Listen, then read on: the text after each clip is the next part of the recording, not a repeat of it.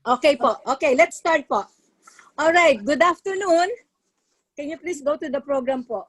Welcome to the National Youth Movement for the West Philippine Sea Forum with the theme Philippines amidst the rising tension between US and China in the West Philippine Sea. So let's all put our right hand over our chest for our Philippine national anthem.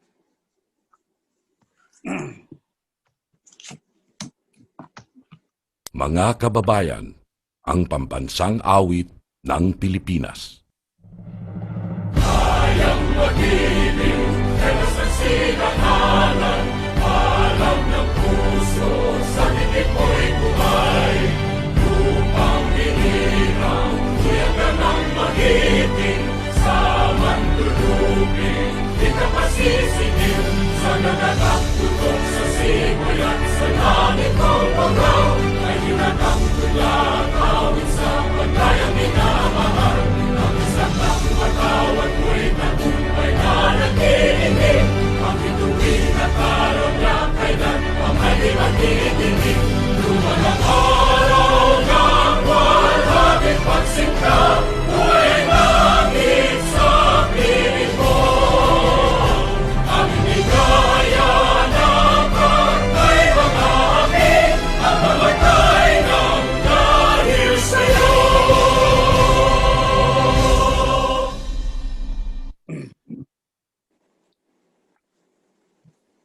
And now,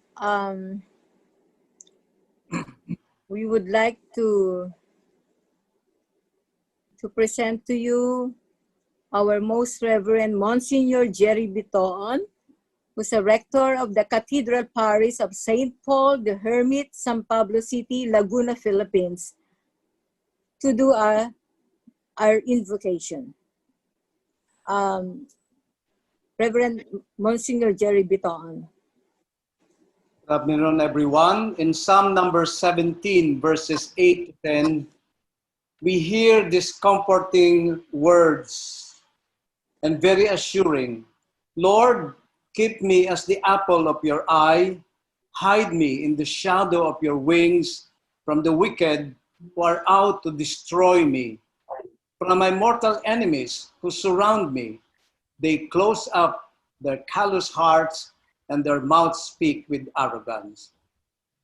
Father God, creator of heaven and earth, under your sovereign lordship, you have provided for each nation what rightfully belongs to its people so that they can live with dignity, honor, and abundance of life. We come to you humbly asking for protection from abusive forces that threatens to endanger the territorial integrity and sovereignty of our country. We thank you, Father, for giving birth 5 years ago to a movement that works to instill values of patriotism among the Filipino youth, the hope of our land, to assert with courage and bravery of our heroes what truly belong to our nation. Guide with your spirit of truth this virtual forum as we observe the 5th foundation anniversary of the National Youth Movement for West Philippine Sea. Grant that we be steadfast and untiring in resisting deception and lies so that we can uphold and defend what is true and right, convinced that the truth will set us free. Bless our resource persons and everyone who will play key role in this virtual forum, instilling in them the right thoughts in their mind, right words in their lips, and right spirit in their hearts, so that you be always glorified and honored. We ask this through Christ our Lord. Amen. Amen. Amen. Thank you very much, Reverend Monsignor Jerry Bitoon, for that very inspirational invocation. And now let us go to the opening remarks. So since I am also the MC, so I will introduce myself. I don't think I don't need to introduce myself. Anyway, it's right there.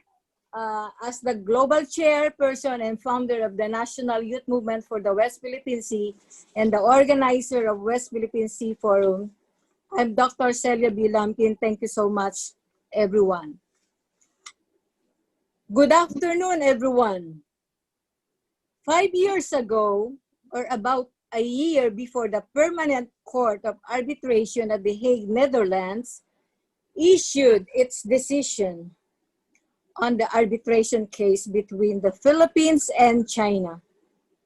A group of Filipinos, fueled by their burning patriotism, amidst the growing tension that the arbitration case would bring, decided to come together and form what is now called the National Youth Movement for the West Philippine Sea.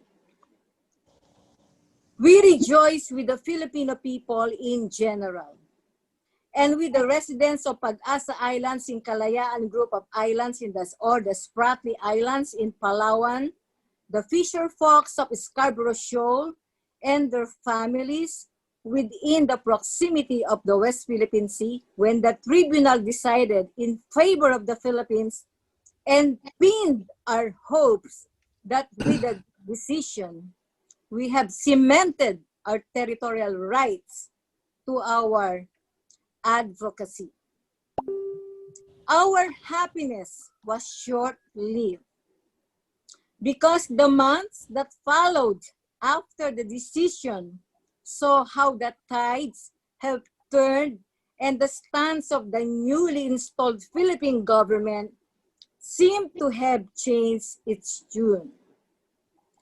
The succeeding pronouncements, coupled by various developments and incidents in the West Philippine Sea, have Filipinos abuzz in social media with differing opinions on how we should view and assert our sovereign rights in the areas after the UN arbitral tribunal decision. Filipinos, sadly, have become and are still continuously polarized when it comes to how we should assert our sovereignty.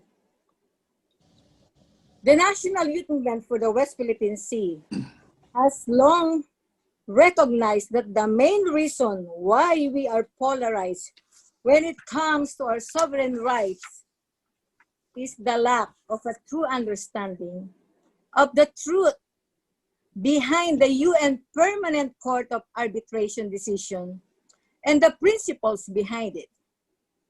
This, and the more vicious reason, the propaganda that our government and its apologists have fed the less discerning Filipinos.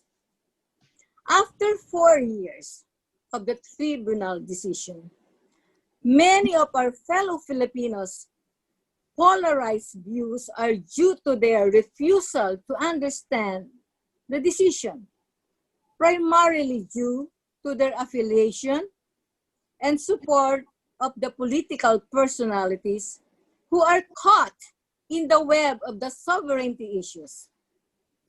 5 years and those years have been a sink and swim for the National Youth Movement for the West Philippine Sea in maintaining the fervor that we had when we first decided to become one voice in advancing our advocacy. The wins, quote unquote, may have been few, but we continue to press on because we are relentless in this advocacy. 5 years, and we continue to believe that getting involved in preserving our sovereignty is a basic responsibility of every one and juana of every patriotic Filipino.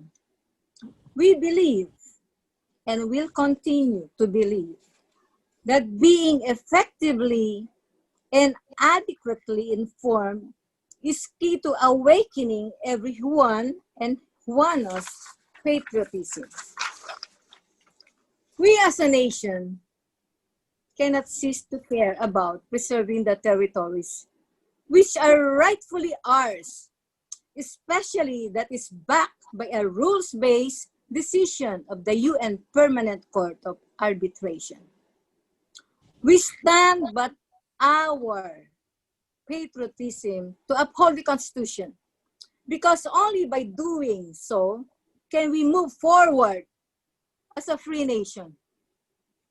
I warmly welcome everyone, of course, our guest speaker from Hawaii, Captain Schuster, and all the guests, and all the netizens, the global audience, and wish that we will have another productive interaction in today's session.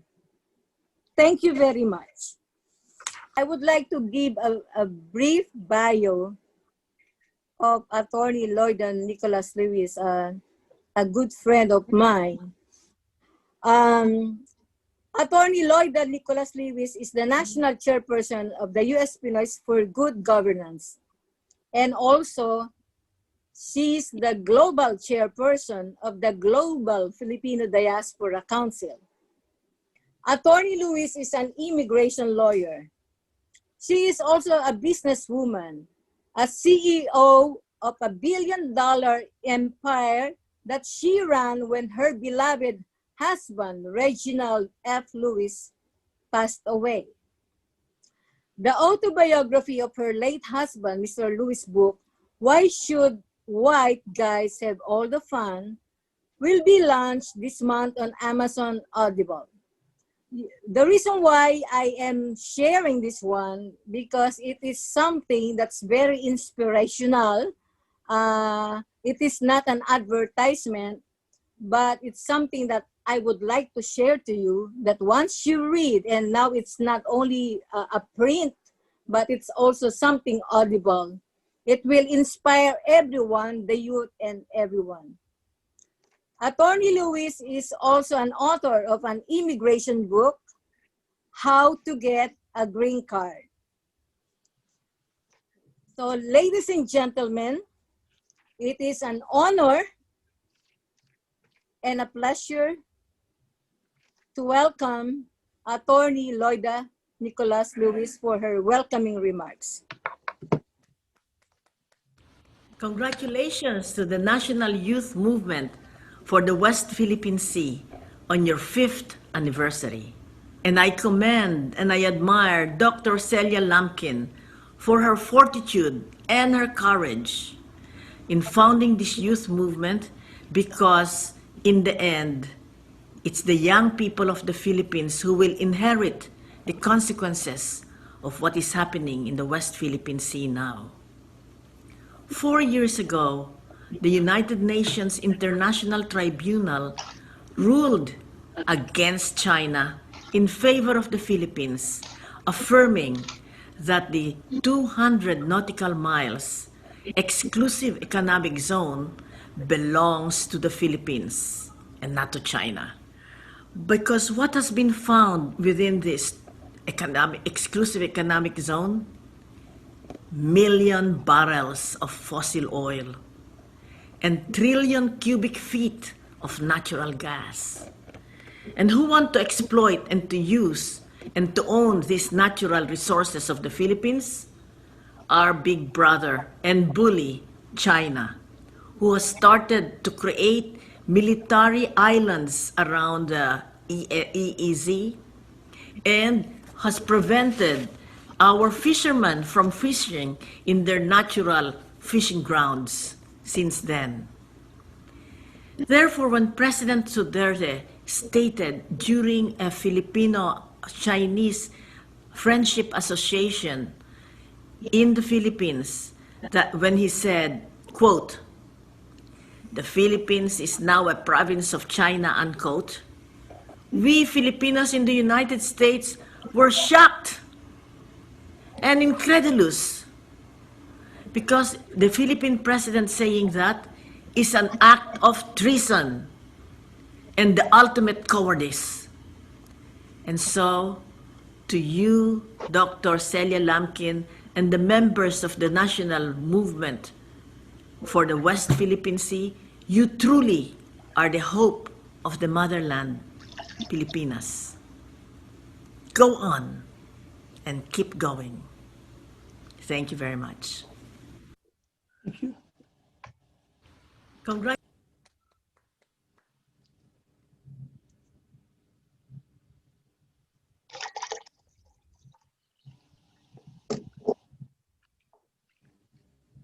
Now this is the most awaiting person for our forum.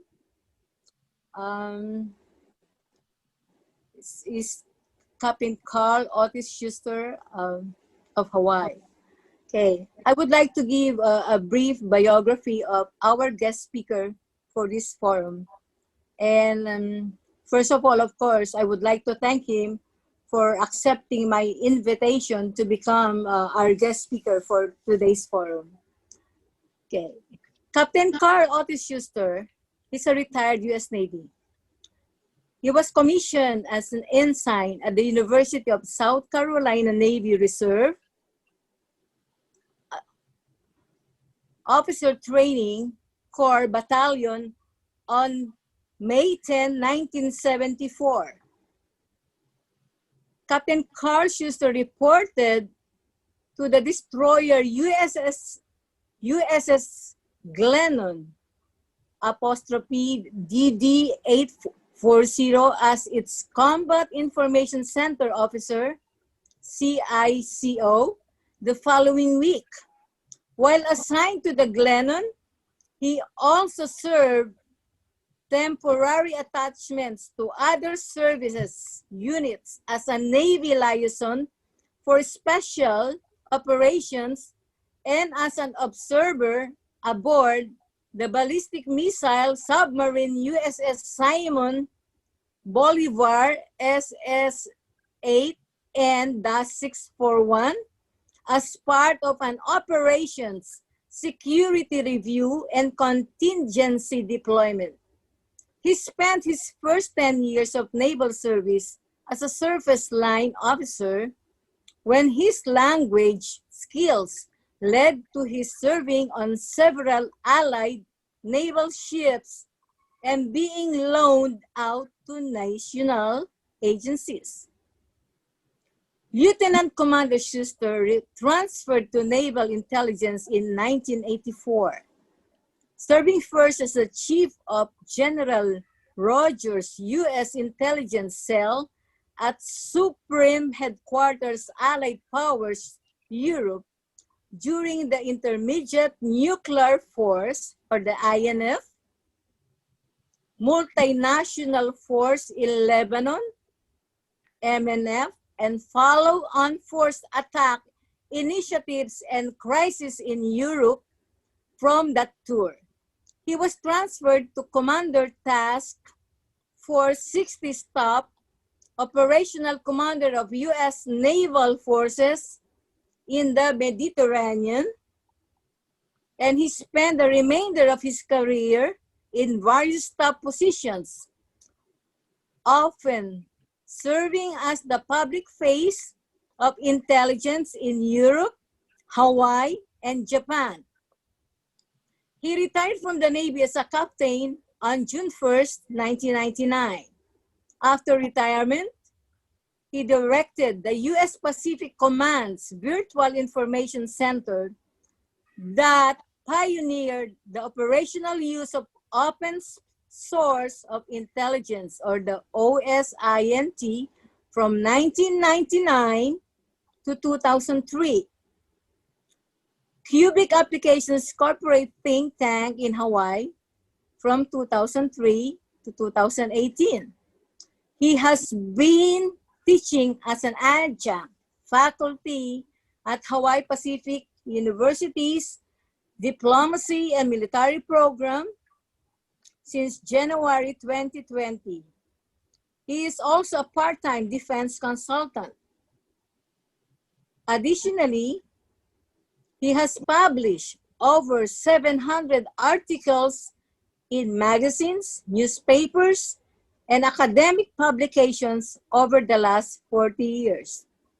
Ladies and gentlemen, it is a great honor and pleasure to present to you our guest speaker for today's forum, Captain Carl Otis Schuster.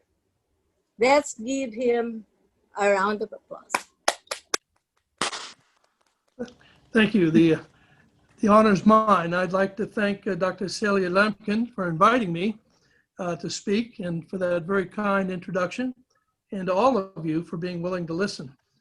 The rising tensions in the West Philippine Sea, or as it's more commonly known in America, the South China Sea, are a concern to all of us, with implications for the nations bordering that globally important waterway and far beyond. The tensions have been rising rapidly over the last 2 years, more so than in any period of the last 40 years. Most of that is due to the belated US and international reaction to China's long-standing aggression and military activities there over the last 20 years. China's bullying cannot be denied. Its campaign, however, has been patient, its aggression undertaken in a series of small steps. And each time, the international community thought this is the last step. We can work with them. And that has never been true.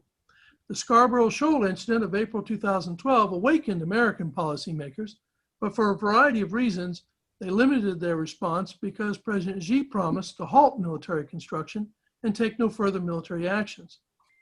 However, as the Philippines and Vietnam can attest, China's bullying, destructive fishing, and construction practices have continued.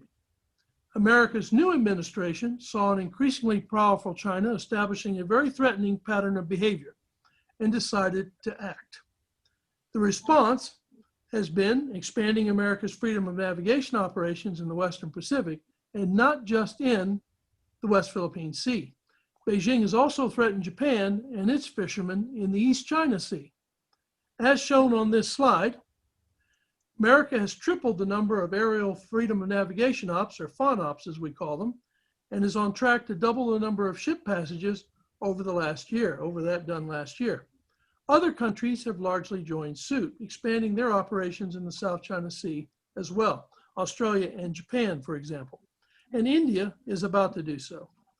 China has, of course, responded in its own way, expanding its naval patrolling, issuing more threatening rhetoric, and since 2018, more naval exercises, and they're also of a larger scale, as we see on the next slide. That enlarged effort and the escalating rhetoric that followed is the task, or basis, I should say, of today's heightened tensions. The good news is that the two countries have not conducted their exercises in the same area at the same time. So there's very little to no risk of a conflict erupting from miscalculation. As you see here, the South China Sea has experienced almost monthly naval exercises so far this year, despite the COVID-19 pandemic. Both nations are demonstrating the pandemic has not crippled their respective naval capabilities. However, two of the developments of the last year have long-term implications. The latest Chinese exercises have included all three Air Command's fleets operating in 4 separate regional areas. More importantly, last month saw the Strategic Rocket Force's first publicly visible participation in a live-fire naval exercise. We don't know the nature of the target, but launching those 4 missiles from 2 separate locations over 1,000 miles away demonstrates, or I should say, requires a level of planning, coordination, and command and control that was considered beyond China's capability just 10 years ago. That is a significant step in China's transition to joint military operations, and it significantly increases their military capabilities. More tactically, China has deployed aerial surveillance, fighter, and missile-capable bomber aircraft to its West Philippine Sea territories as part of those exercises. The bombers and fighters primarily have staged to the Paracel Islands and not into the Spratlys. but China's bases in the Spratlys are capable of supporting those aircraft's presence there. It is clear China is preparing to station forces capable of monitoring and controlling the South China Sea's air and sea space. The next slide depicts that concern, and you see it right there for you with the two maps.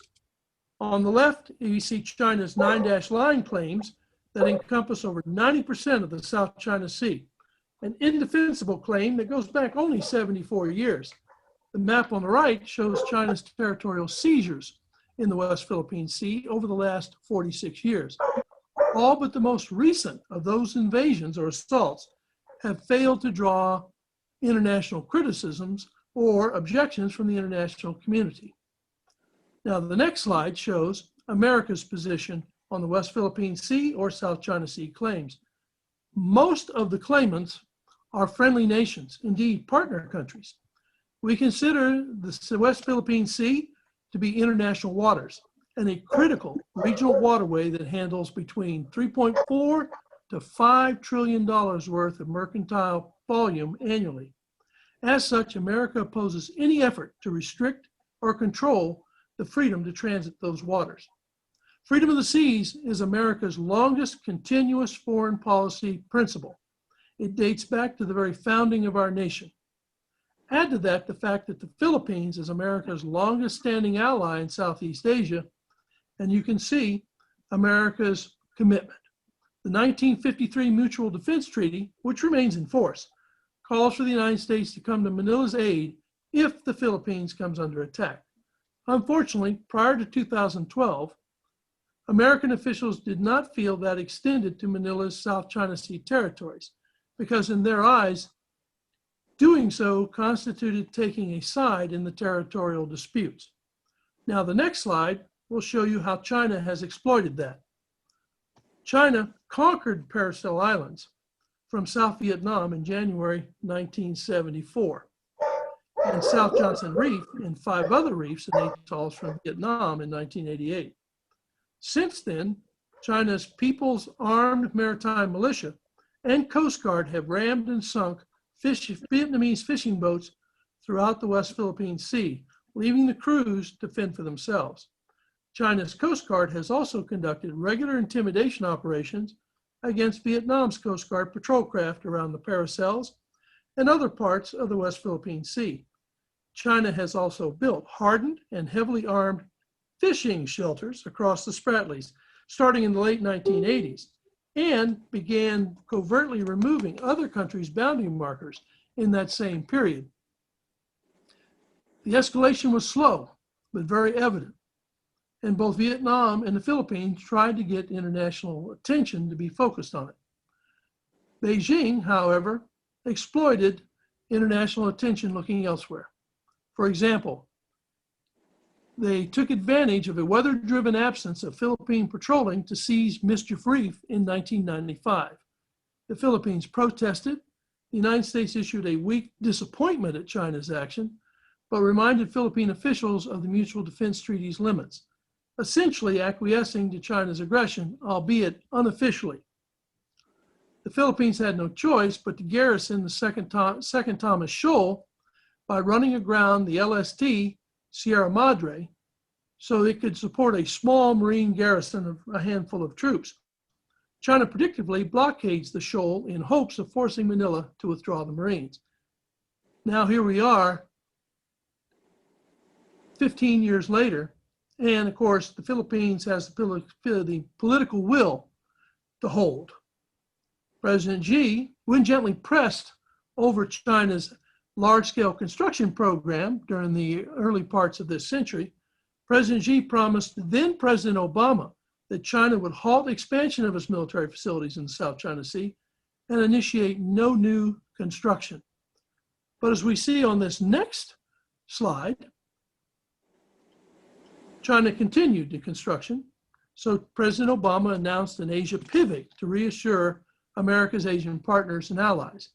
He formally recognized that the Mutual Defense Treaty included any attacks on Philippine forces in the West Philippine Sea. The 2016 Court of Arbitration ruling has legitimized that commitment, as those territories are now internationally recognized as belonging to the Philippines.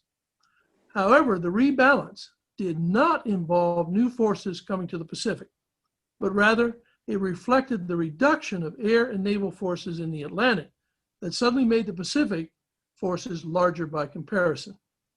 President Obama did increase freedom of navigation operations in the West Philippine Sea, but had the ships announced they were conducting innocent passage. Under international law, innocent passage is declared only when transiting through recognized territorial waters.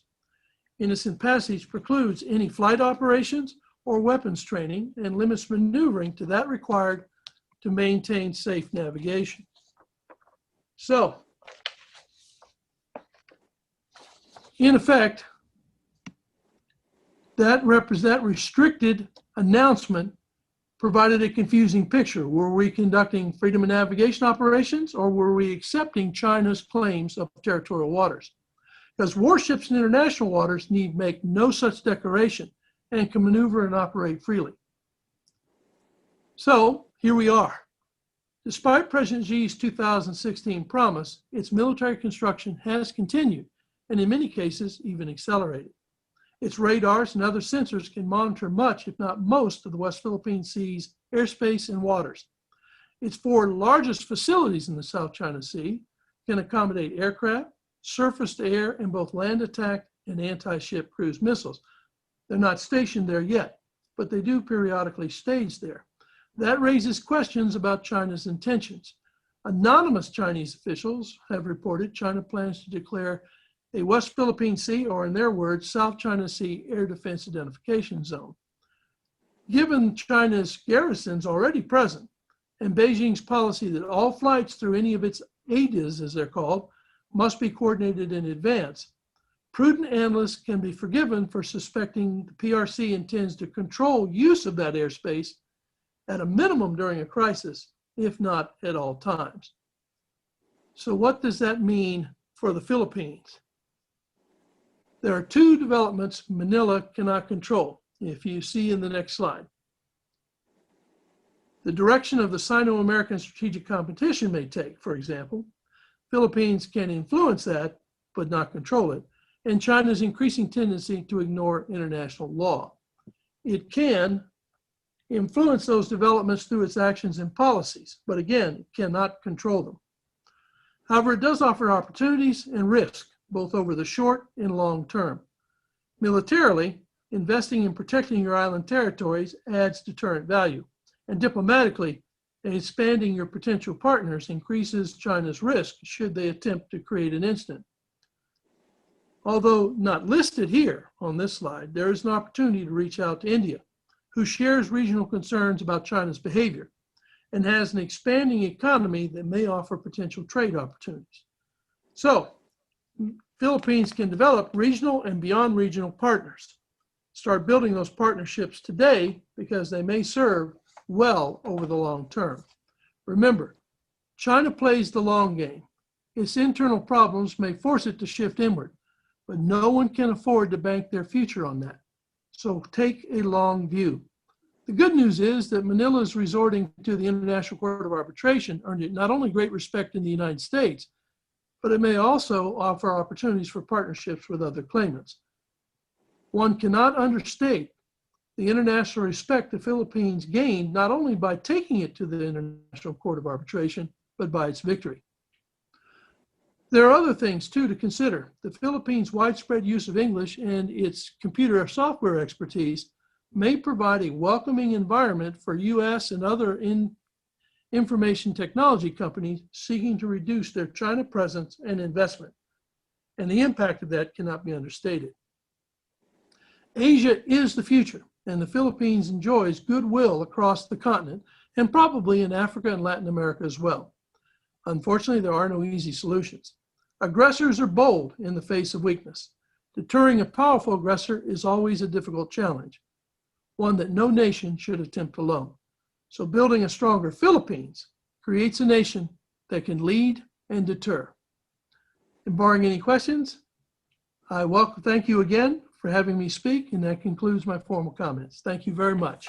Thank you very much, Captain Carl Schuster, for a very enlightening, informative, and factual information about what's happening in the South China Sea since way back 40 years up to the present. So now we will be proceeding now with the open forum. And before we proceed to that, I would like to introduce the panelists for this forum. The first panelist is Dr. Giao Huang. I would like to read his short bio. Dr. Giao Huang has more than 30 years in legal education and research. He was working as a full-time professor of law at Law Faculty of Vietnam National University in Hanoi, Vietnam from 1997 to 2009. He was also teaching public international law. Currently, he's still working as a senior visiting lecturer for master's and PhD students of the law faculty of the Vietnam National University. At Law Faculty, Da Nang Economics University, from 2009 to 2019, he taught courses of international public and private laws, international law of commerce, corporate law. Dr. Giao is the director of the Research Institute on Policy, Law, and Development, or the PLD Vietnam, since 2005. At PLD, Dr. Giao has successfully developed a clinical legal educational, or PLD CLE program, which is a networking of university students and legal instructors from different law faculties. Since 2009, Dr. Giao has established a law firm named as Huang Giao Law and Partners, HG Law Partners. He's a practicing laws and he's engaged in cases related to business sectors such as banks, real estate developers, trading companies, foreign investors in Vietnam, and insurance companies. Since 2013, Dr. Giao has become arbitrator of the International Arbitration Center of Vietnam at the Vietnam Chamber for Commerce and Industry. Dr. Giao has an extensive academic background, and he received his PhD degree in 1988 at the Institute of State and Law, Academy of Sciences, or the former Soviet Union. Dr. Giao was granted a Fulbright Scholarship by the U.S. State Department as visiting scholar at Boston University Law School in 2003 to 2004.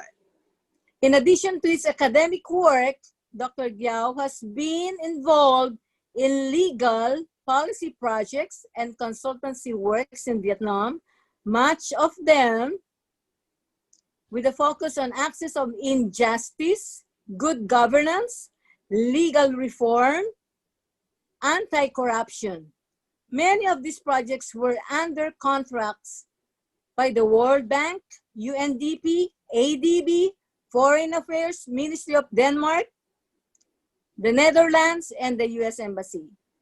Dr. Giao has been actively on various international and domestic medias about legal issues, matters related to Vietnam, East-South, East Sea or South China Sea, and also he's well regarded within the Vietnamese law research and education community as a reliable, competent, and dedicated independent researcher. Ladies and gentlemen, I would like to introduce to you and present to you Dr. Giao Huang of Hanoi, Vietnam.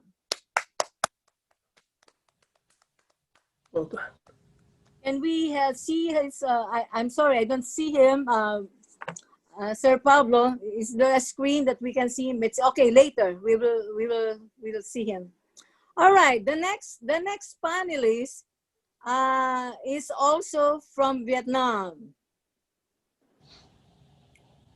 Attorney Viet Huang.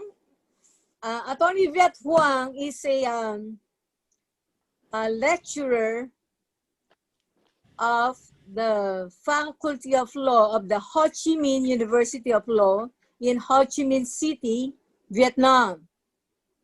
He is an expert on international law and also the law of the sea. So, ladies and gentlemen, it's a pleasure to present to you Attorney Viet Huang. There is Attorney Viet Huang, yes. Thank you very much Okay. for thank you, Dr. Lamkin, All for right. introduction. Yes. Yes, you're welcome. All right. And our next panelist will be coming from the Philippines. The first one would be Captain Caruso Tagal. Captain Caruso Tagal hails from Cagayan Valley and graduated with a degree in Bachelor of Science in Chemical Engineering at Adamson University, Manila, Philippines. He was an illustrious member of the Philippine Air Force Flying School, Class 79A.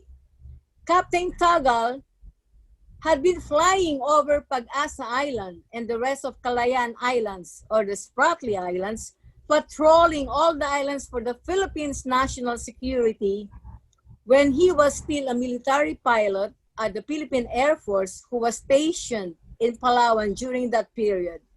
He is now a retired airline pilot. Ladies and gentlemen, it's a pleasure and honor to present to you Captain Toti Tagal, or Caruso Tagal. Thank you very much, Dr. Lamkin. You're welcome, It's a- Captain Tagal. Go ahead. It's a pleasure to be a panelist. All right, thank you so much. All right. And now our next panelist is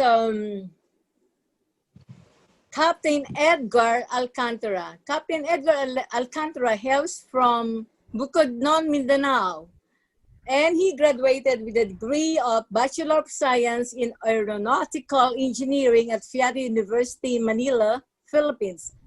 He was an illustrious member of the Philippine Air Force Flying School Class 79.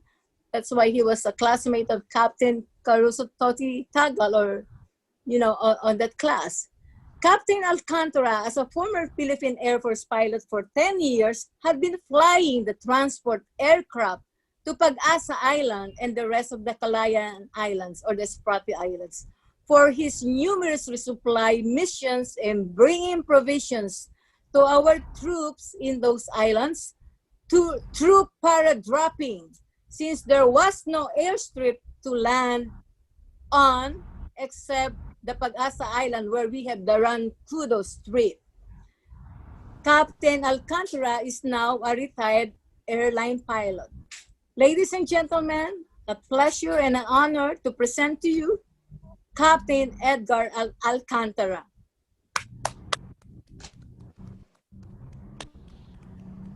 I can see, all right. So our next panelist, the last but not the least, is Captain Edgar Diamante. Diamante, like diamond in English. That's a last name, very nice last name. Captain Diamante graduated with a degree in Bachelor of Science in Mechanical Engineering at Western Institute of Technology at Iloilo City, Philippines. Again, he was an illustrious member of Class 79 of the Philippine Air Force Flying School. Of course, so he was a classmate of Captain Tagal and Captain Alcantara.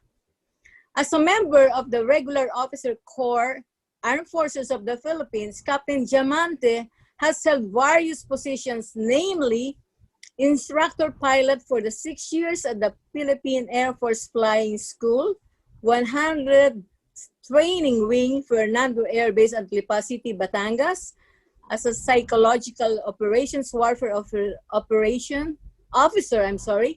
Civil Relations Service of the Armed Forces of the Philippines in Camp Aguinaldo, Quezon City, and as a helicopter pilot on the 205th Helicopter Wing of the Philippine Air Force at the Villamor Air Base, Pasay City, Philippines. After his stint with the armed forces, Captain Diamante joined the Philippine Airlines, flying both domestic and international routes.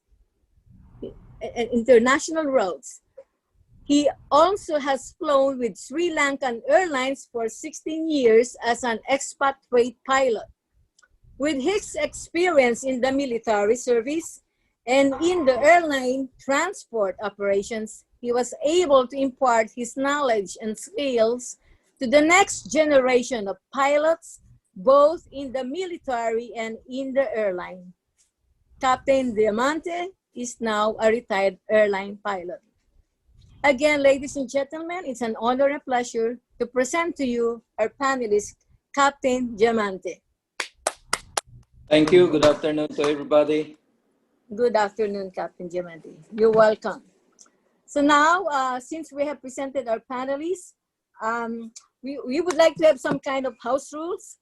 We will entertain questions from the panelists, from the audience, from the guests, and those who are watching us, if they have sent their questions beforehand. And our guest speaker, Captain Schuster, is willing to answer those questions. And our panelists, they are free to react, to give comments, their opinions, and comments and opinions about the questions and also the answer. The panelists can also ask their co-panelists. So let's start now with the open forum. So who would like to start the...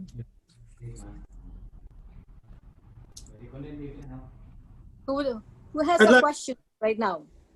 Please raise your hand physically.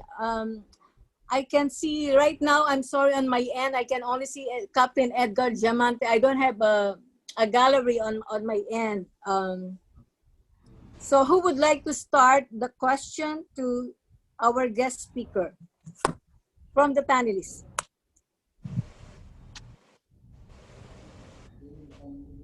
I would like to remind also, I'm sorry, Captain Diamante, just for a while. I would like to remind, I know we have guests, we have media guests from, I think from ABS-CBN and other print media. Please feel free to ask questions also.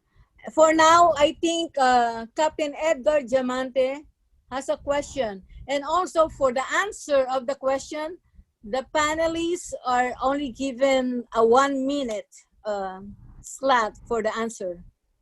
All right, Captain Edward Diamante. Yeah, good afternoon.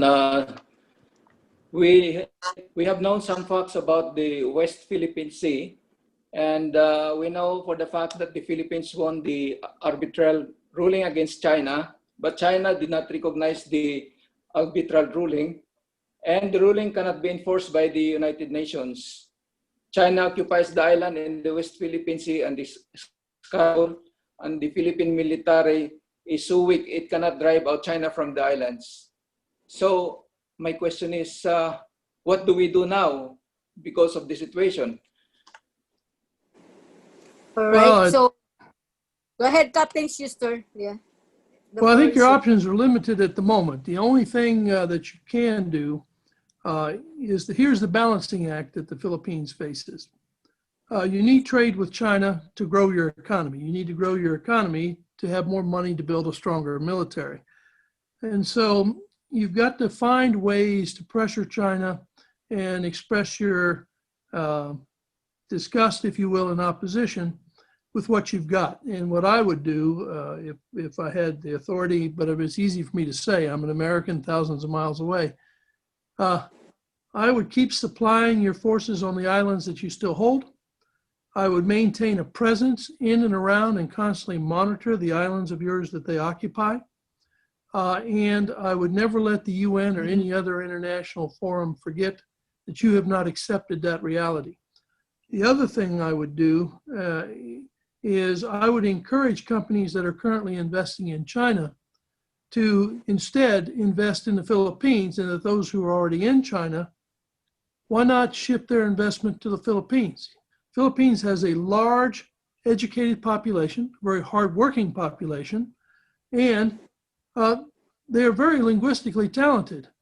When you think of information technology, the common language is English, and most of the programming is done in English, not all. But the Philippines is ideally located, if you will, to be a hub for that type of investment and many others besides. And so I would look at a whole of government approach.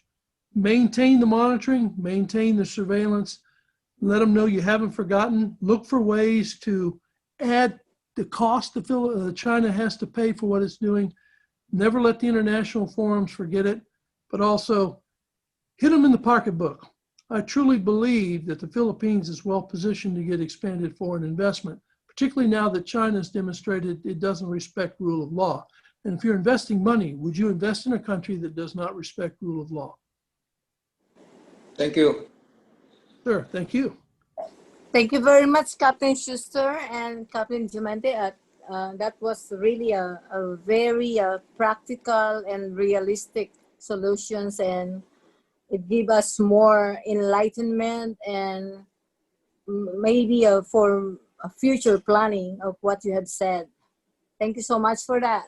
So now, who would like to ask another question from the panelists?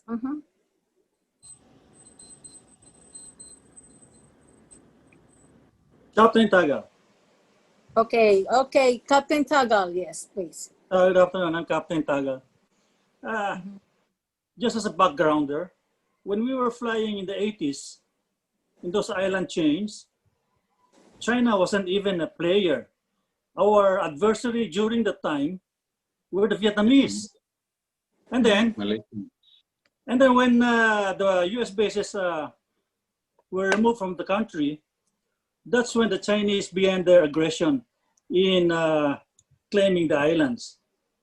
So, and as of now, they have moved and they have created a new ADIS, which is very close to the Philippines. And I know ADIS is being created by the country who is a power. Japan ADIS was made by the United States US Air Force. Korean ADIS was made by America. So the powers that be, they create the ADIS. And without any dissenting opinion from the other countries, that ADIS will remain. Now, on the side of the Philippines, we cannot do anything on the ADIS, the new ADIS that China made. So we just follow what they want in the commercial airline. We just file our clearance that will be passing those ADs. That's why nothing happens to our aircraft. Likewise, other aircraft, they file their clearance, they pass the new Chinese ADs. So nothing untoward happened to their airline. Unlike what happened during the Cold War, where the Korean airline entered the Russian ADs and it was shut down. So I don't have any question. I just want to impart that knowledge. All right. To our guests and everything and everybody. All right. Okay. Thank you so much for that information and your experience when you were still a military pilot, Captain Toti Tagal. Captain Schuster, since Captain Tagal mentioned about the air defense identification zone, in the relation to that, I would like to ask this question. What is the possibility or what is the status now of China about this air defense identification zone in the West Philippine Sea, or of course for Vietnam, the East Sea, or Indonesia, the Natanet Sea? So, Captain Schuster. Yes, ma'am. We don't know when China is going to do it. They've been talking about it now for 3 years. if I can, one of the maps I provided as a backup shows the border delineation of that ADIZ.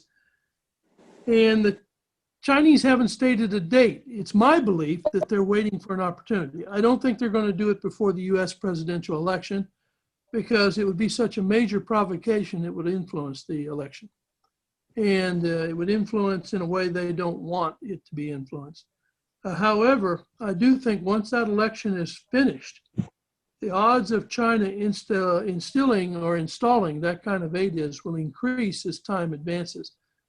I'm not exactly sure why they're hesitating or why they may hesitate next year, but I do think it's coming, and they're going to do it in a very calculated fashion. And so the only thing I can tell you is that we just got a good reminder. The Soviet Union shot down 2 Korean airliners at opposite ends of the world for crossing into their ADIZ. China's a little smarter than the Soviet Union, but the threat is there. And if they're able to take control of the airspace, then they have a significant strategic advantage over those waters. And they're doing 2 things that worry me. One is the head of the International Civil Aviation Organization is now a Chinese official, a former member of their Central Committee. The other thing is the current Chinese ambassador to Hungary just got appointed to the International Court of Arbitration under the UN Convention of the Law of the Sea. So China is looking at it and they're applying the lessons learned from their past mistakes. The next court will have, even if the Chinese judge is required to recuse himself, he will know the other judges and have more influence than China had when the Philippines argued its case. So China's advancing on multiple fronts. My own recommendation that I made once to our affair is that if they install an ADIZ, then we should violate it every day and with large numbers. Because under international law, and I'll stand corrected if the lawyers here know more, you only have the rights you defend. And whether you defend them with rhetoric to let people know that you object to that, or you do it with a demonstration of military force, is a matter of tactics and other concerns. But we need to orchestrate a united opposition to China seizing that much of Asia's airspace. Because if they take the airspace, then the water underneath is seizable as well. If that makes sense.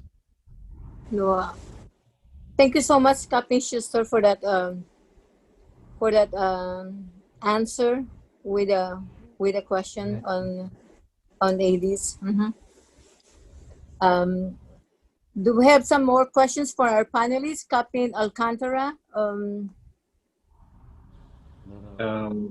At present, everything is covered by my classmates, and I'll just reserve anything if something comes. All right. Thank you so much. Any question from? I know we have some audience from the media. ABS-CBN, are you in? Or they are on mute? Let's see.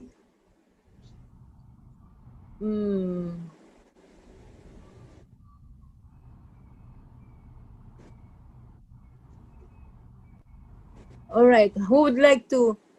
A question from the. Did we get some questions from the netizens? Attorney Beth Sena, do you have any question, please?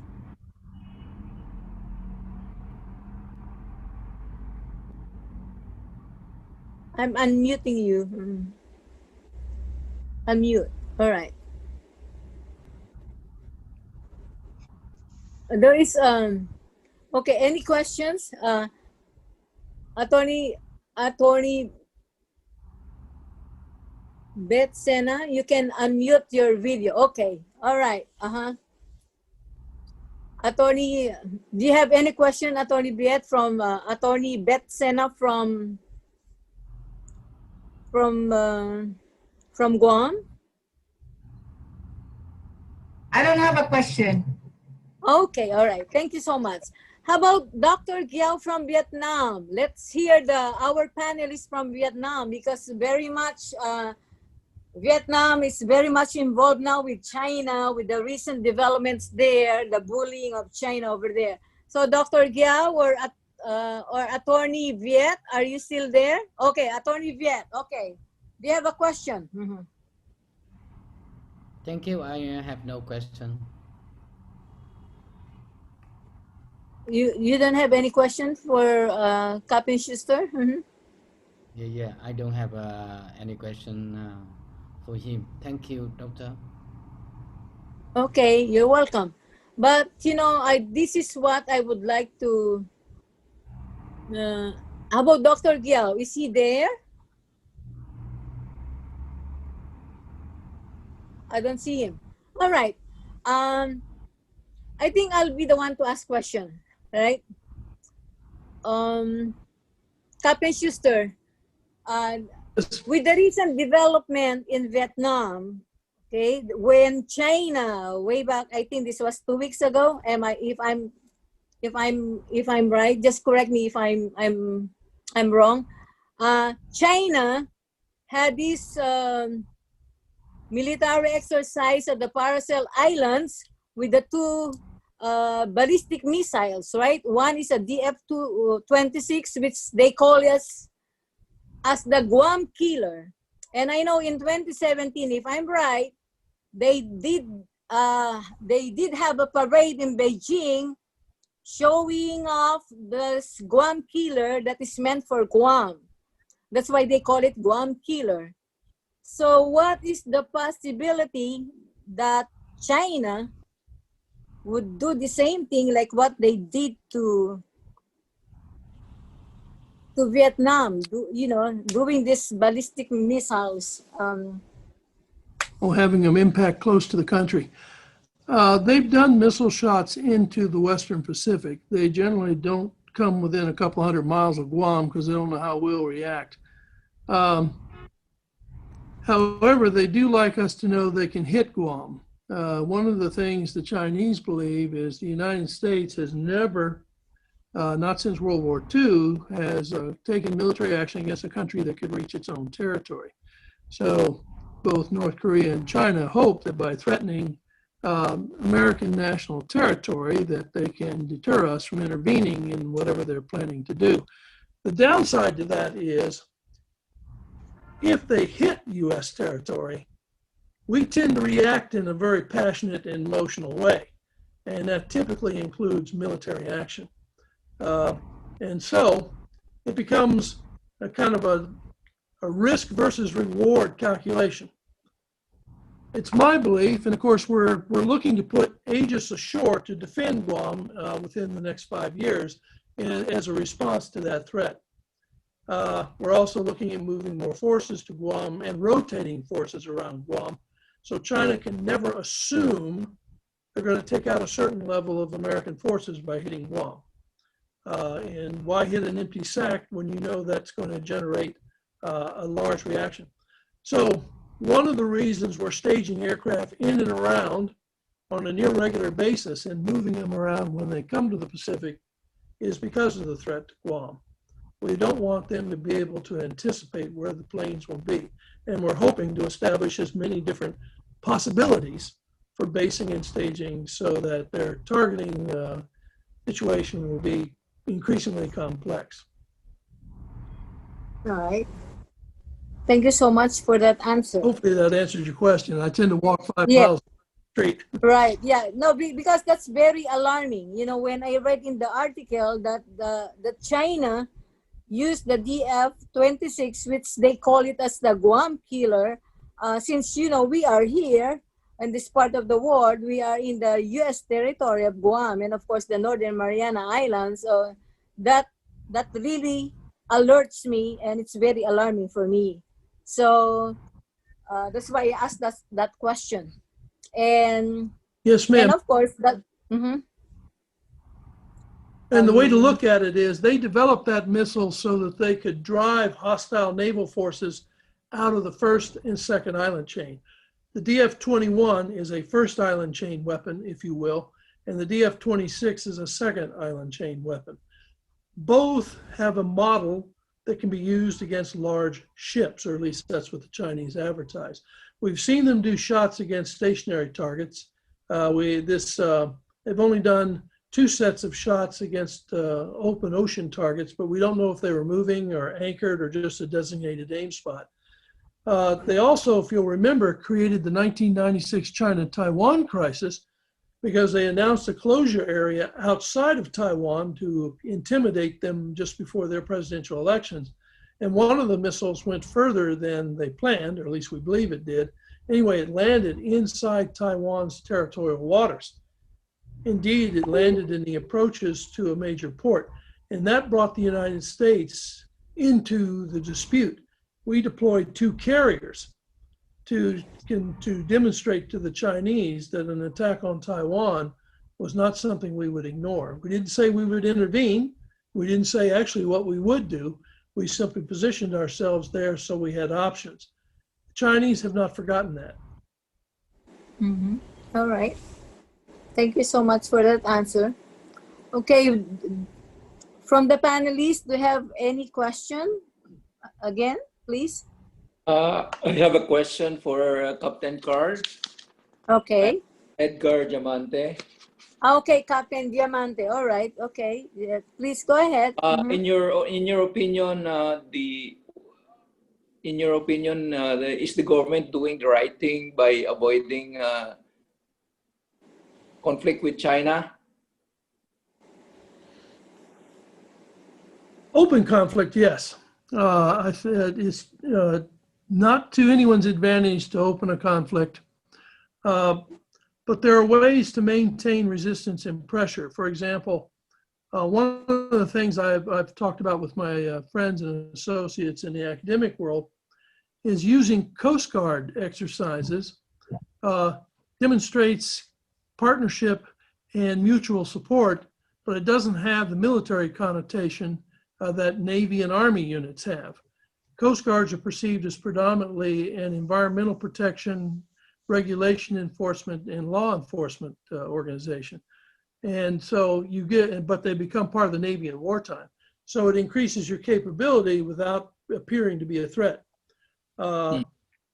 I think that Vietnam has walked a very careful line in their dealings with China. They are the only ones who fought China directly since the Korean War. And they gave China a pretty good bloody nose, but they realized that a long war would work in China's favor. So they are concentrating on strengthening a partnership with India, establishing and strengthening their relationship with the United States. And I believe they've also approached Japan and the Philippines. So they're looking for as many partners as they can with a mutual interest in deterring China. And I think that's a wise policy. Don't surrender but don't necessarily go in big guns and hope that it'll work out. Always look for the middle ground and a modest solution that lets them know that they're working against their own long-term interest if they continue that behavior. Okay, thank you. Sure. Thank you so much, Captain Schuster and Captain Diamante. Any more questions from our panelists, or do we have some questions from the audience or our netizens at the FB page? Actually, I'm sorry, Captain Schuster. I still have a question. If Sure. you don't mind. Not All at all. right. Okay. Since we all know, since April 2012, during the standoff in Scarborough Shoal, okay, we have the Philippine vessels and the Chinese Coast Guards over there. And that's where the Visiting Forces Agreement came in to mediate, right? Now, Chinese Coast Guards and of course the Philippine vessels were told to leave the Scarborough Shoal. But unfortunately, the Chinese Coast Guards did not leave. And until now, they are occupying our Scarborough Shoal. And recently, I read in a foreign article, I'm not going to mention the name of the newspaper, the media, that in Scarborough Shoal, it was already reclaimed and there is already an airstrip. Okay, and this is coming from a very reliable newspaper. Now my question, if China, if there is indeed a truth on the reclamation and the airstrip for landing jets of China, how the United States of America intervene with the Philippines in order for the plan of China to make Scarborough Shoal a military base? You know, how can we stop that? How the U.S. can intervene with that? That's a good question, and unfortunately, there's no simple answer. It all boils down to political will. It's my belief that if we can mobilize public opinion in the United States and say, look, one advantage the Philippines has over most other countries in Asia is they have a pretty significant expatriate population in the United States. And they're only politically active in Hawaii. It's my belief they should try to be politically active in California, which is a very large and powerful state within the U.S. system. There are ways to pressure China. I'm a big fan of extracting an economic price. China's economy was built on three things: export markets, of which the United States remains the largest, but the other was American companies transferring their manufacturing to China. And some of that expansion was foolish. For example, most of our pharmaceuticals are produced in China. And a large percentage of our medical supplies are produced in China. And I don't know the percentage of medical equipment that's produced in China, but most of it's produced in the United States. But our leaders, and the leaders of every country, I believe, should identify what industries are critical to their national interest, their national survival.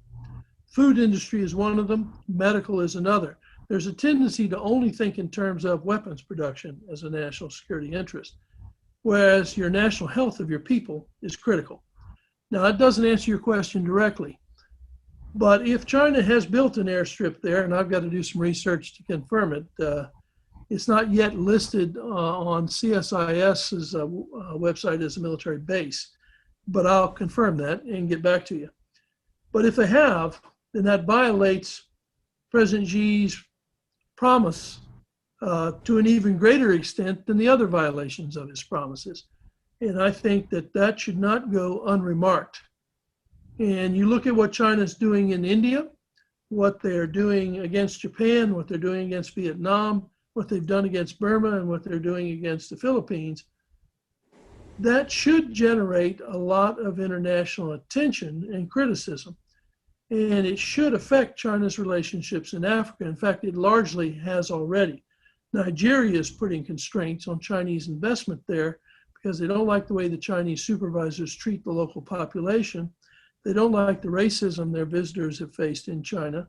And more importantly, they think China's beginning to treat them like a colony rather than as a business venue or as a business market. So that gives us a theme that we can apply. Military pressure is a more difficult question and more politically sensitive.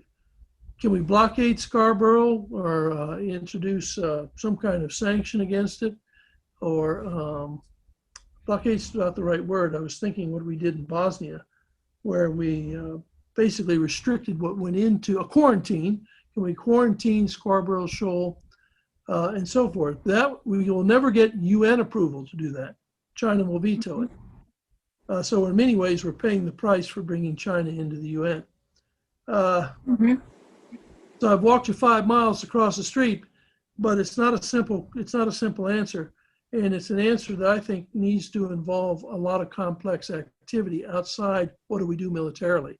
I do think we need to visit that area very often with military forces so that they know our eyes are upon them.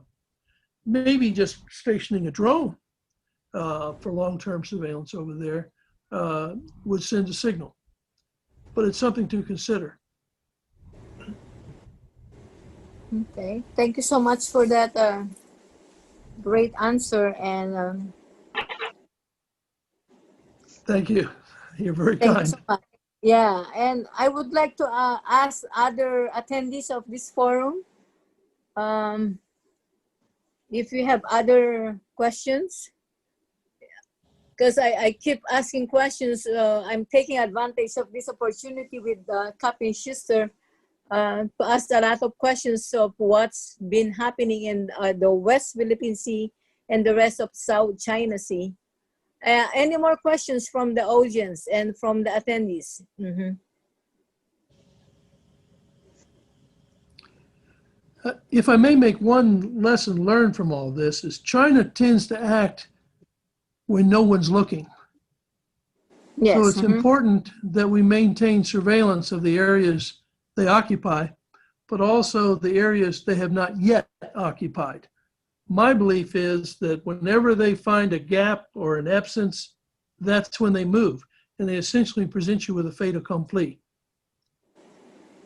If you see them coming and you get someone or something there before they can go ashore or before they can establish a naval presence, then escalate the pressure in that area. For example, what if in Scarborough Shoal in 2012, the Philippines that stayed in the United States suddenly started sending ships there and flying carrier aircraft over it?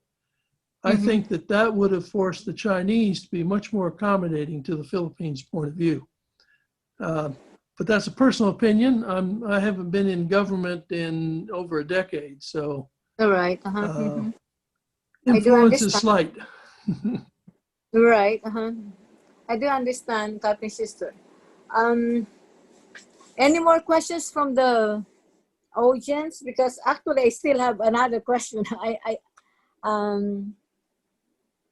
Please feel free to raise your hand if you would like, or say something if you would like to ask questions.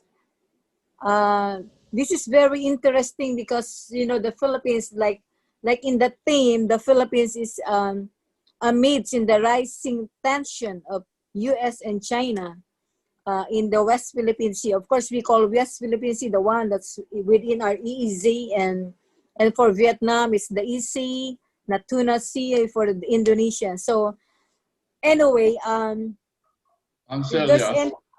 yes, Sir Pablo, do you have any question to Captain Schuster, please?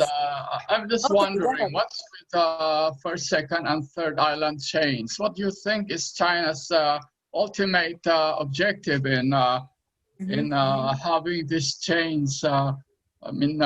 Taking over the islands so that they can form these three chains. All right. Thank you. China looks at it from three ways. The initial justification for the first island chain is the Europeans penetrated China and ultimately destroyed the Manchu dynasty by coming in through the sea. And so they look to control the first island chain to prevent that from ever happening again. Since then, the vision has expanded. They wanted the second island chain to control the waters and airspace over the second island chain so that no one with a long-range capability could deter or prevent Chinese actions within the first island chain. For example, if you can keep American forces beyond the first island chain, then you'll have a free hand in the West Philippine Sea and against Taiwan, or indeed against Vietnam or anyone else. And so it's a matter of this provides them an area they can deny, and in denying outsiders, they maintain full freedom of action. They can do what they want. And the third island chain, I think, is a dream. They are pushing that because they're looking for another lever to pressure India. They're also concerned that if they move against India, India may control the Indian Ocean, and 60% of China's energy is imported across the Indian Ocean, even though they're bringing a growing percentage in by pipeline. but their raw materials, even 8% of their coal, has to be delivered from overseas, and most of that passes through the Indian Ocean. Natural gas, same thing. And so when you look at it from an aggressor's perspective, they're looking at it and saying, this is what I want to control and guarantee belongs to me, and this is where I need to be able to project power to maintain my ability to operate however I want within the first two island chains. I think that's what's behind the third island chain. Okay, thank you so much. But to be honest, China hasn't made a statement about their goals and intentions in the third island chain, only within the first two. So it's mostly economic, not military. Yes, sir.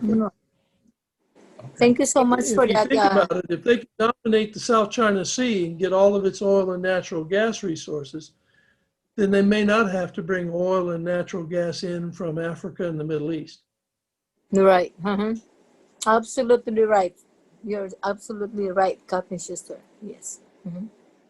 Any more questions from the audience or attendees, panelists? I just wanna, if none, and I still have another question, Captain Schuster, right? Because there's a lot of things happening in our West Philippine Sea, all right? I think this was since 2018.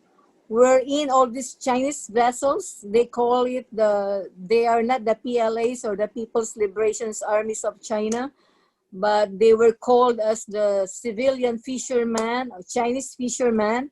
They were encroaching the Pag-asa Island and even the Sandy Cays near Pag-asa Island. They're like 2 miles away. And as we know, that Subi Reef, which belongs to the Philippines under the UN Permanent Court of Arbitration Order, that belongs to the Philippines, and which is now occupied by China and being militarized. What should the Philippines do with all these tactics of China using paramilitary personnel, like pretending to be fishermen? So they, they're doing some kind of a cabbage strategy in order to occupy island. That's what they did to us. Am I right, Yes, Captain ma'am. Schuster? Yeah, in fact, that's how they conquered the Paracel Islands from South Vietnam. They used the People's Maritime Armed Militia to pose as fishermen to set up basically a fish processing camp on one of the islands, Woody Island as we call it.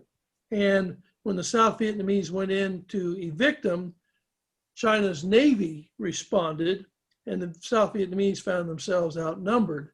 And they, of course, their ships had a lot of maintenance problems too, because their priority was on the ground war. And so the Chinese took those islands from South Vietnam. They did the same thing against Vietnam in 1988. You had the People's Armed Maritime Militia fishing in the area. And when the Vietnamese came in to land troops and basically build up what they had on South Johnson Reef, Chinese Navy showed up, and the Vietnamese found themselves outnumbered and outgunned. And so that is a common Chinese tactic. They're doing the same thing off the Japanese claimed islands in the East China Sea. These so-called fishermen show up. They're armed with AK-47s. They've got rocket-propelled grenades, and they have handheld SAMs and small arms. And the fishermen they're bullying are completely unarmed, and they're not military trained. And then the Japanese Coast Guard shows up, and then the Chinese Coast Guard's backing the People's Maritime Militia. Philippines had the same problem. If you think back on Scarborough Shoal, the initial occupation was by People's Armed Maritime Militiamen, and then the Coast Guard showed up. And China's Coast Guard is larger than most of Southeast Asia's fleets, and their ships are individually larger as well. The average Vietnamese Coast Guard vessel is about 300 to 500 tons displacement. Chinese Coast Guard vessels start at about 1,100 tons, and some of them are over 5,000 to 6,000. They are larger than many naval combatants. And so you're at a size disadvantage, you're at a numerical disadvantage, and unfortunately, you don't have the air power to pose a threat they cannot deal with. And so if I were king for a day and had the resources, I would bolster the air threat, and I would make them know that there was an air threat around. If you back off to their People's Armed Maritime Militia, they'll take the ground. Key is how do you shoulder them out of there? Coast Guard can do it, but you need to be ready for their Coast Guard to show up. Japan arrested some of their Chinese fishermen, so did Indonesia.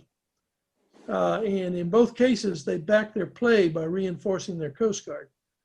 And so China protested, got angry, but didn't do anything. Didn't take any physical action. And so to an extent, I think some version of that might be useful to the Philippines, but I would bolster your Air Force before I tried it. That's just my personal view. I think air power, constrained waters, generally gets most naval officers' attention, particularly if they don't have air cover of their own. Another thing, submarines. If the Philippines had submarines, China could never relax in deep water. Right. Mm-hmm.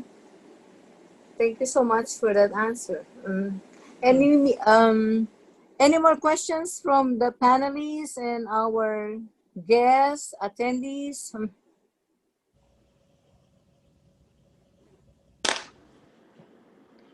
Because I still, I'm sorry, Captain Schuster, I still have a question. Sure. Okay. Since 2016, personally, I met the leader of the Scarborough Shoal fishermen in 2016. I will not mention the agencies, but they were told not to say anything bad about China. And they couldn't go to Scarborough Shoal. That's why their livelihood has been affected, of course, including their families, because that they have been fishing there for more than a century. That's their fishing ground. So what do you think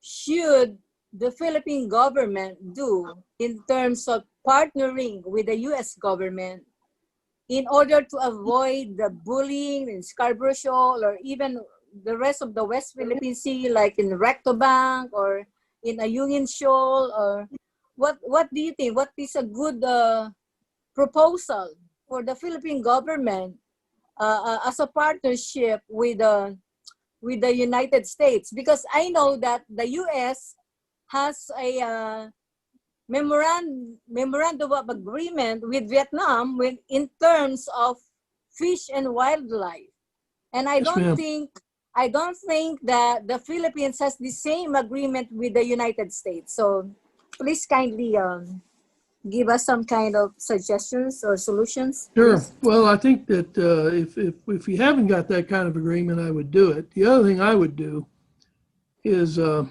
I'm becoming something of a broken record, I would seek some kind of bilateral exercise with the American Coast Guard. Let's do a counter-smuggling, a resource regulation, or combat, or search and rescue exercise between the two Coast Guards. The Philippines has unique experiences I think the American Coast Guard would benefit from. And I think the American Coast Guard has unique experiences the Philippines would benefit from. But there's also a political signal in that. It's not as threatening as having two navies work together.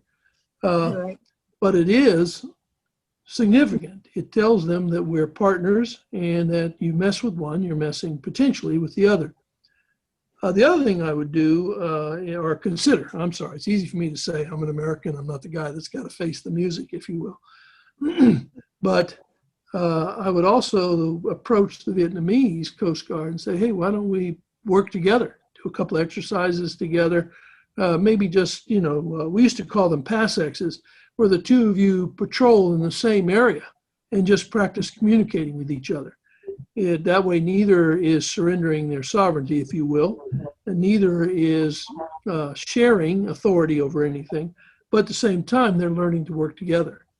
It's a politically benign way of working, having your law enforcement, military or paramilitary law enforcement, maritime law enforcement work together. That also sends a signal, but not necessarily a threatening one. But it does add a calculation that China has to take into account. I would also seek an agreement with some of the other claimants on resources. For example, right now they can bully Vietnam because Vietnam was developing oil resources in its claimed areas. And so it was Vietnam versus China. And ultimately, if China decides to be threatening, then China has a superior force at sea. But what if it's a joint consortium with Malaysia, Philippines, and Vietnam in an area that's close to where all three of them have a claim and they've got some kind of memorandum of agreement for sharing the resources? That sounds easy. I know it sounds easy, but the devil is always in the details. Who's willing to give up 100% to the other players for the certainty of getting something? None of this is risk-free politically. But when you're faced with a bully, even children learn that a group of children can deter a bully. Sometimes that's what you have to do. I absolutely agree, Captain Schuster, with your solutions and your suggestions. Thank you. Yes, you're welcome. Do you have any questions? Yeah, can I ask? Yeah. Excuse me, Captain Schuster. My Yes, husband, Mr. Ronald Lampkin, would like to ask a question. There he is. Sure. Yeah. No, just put here. Yeah. Okay. Can you see him? No, I don't. For some reason, Sir Pablo, and that's it. Mr. Lampkin. Oh, there we go. I see you, and I see a man sitting next to you.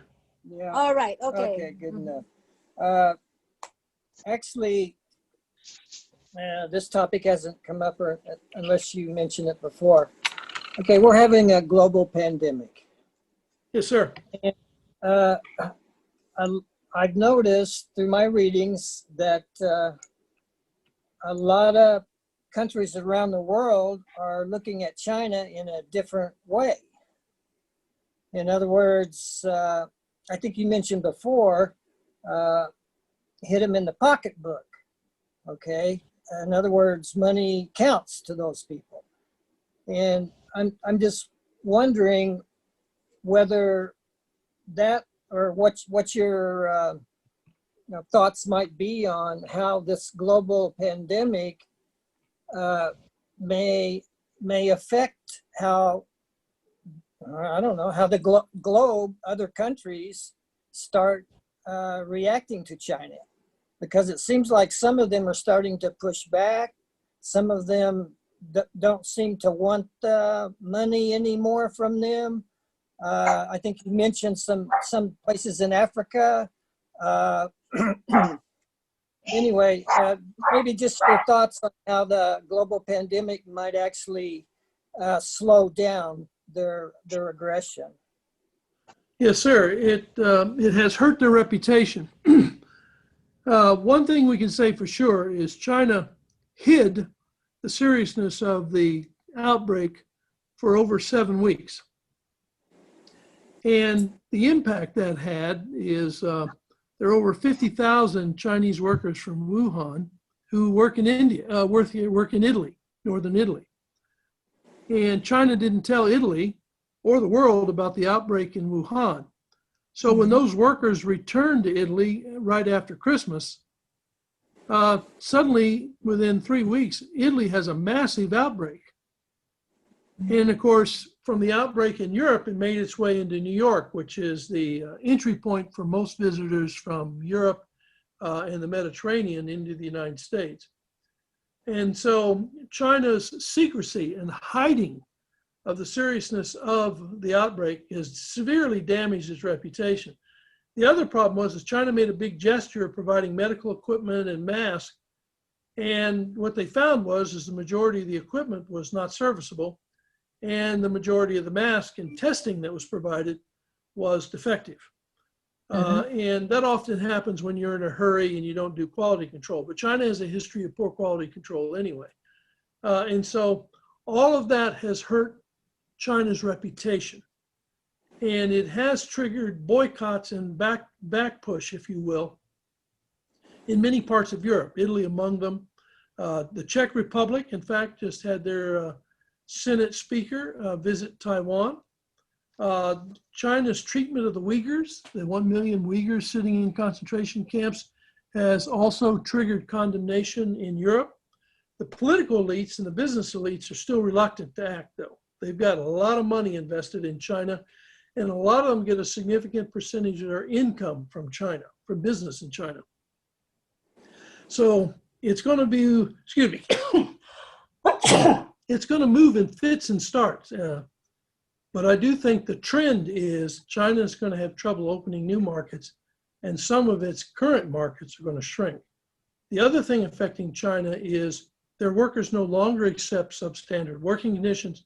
They no longer accept stable wages at a time of inflation. So they're starting to do work stoppages and things to get better working conditions, better pay. The environmental shortcuts China's taken for the last 20 years have begun to damage the water quality and air quality, so they're having to take that into account. That raises production costs, raises investment costs. Meanwhile, the same light industries that China used to build its export markets are now springing up in other countries. And the problems that China has had or presented in terms of intellectual property theft. They've been promising for 45 years that they would solve that problem, and they've never acted to do it.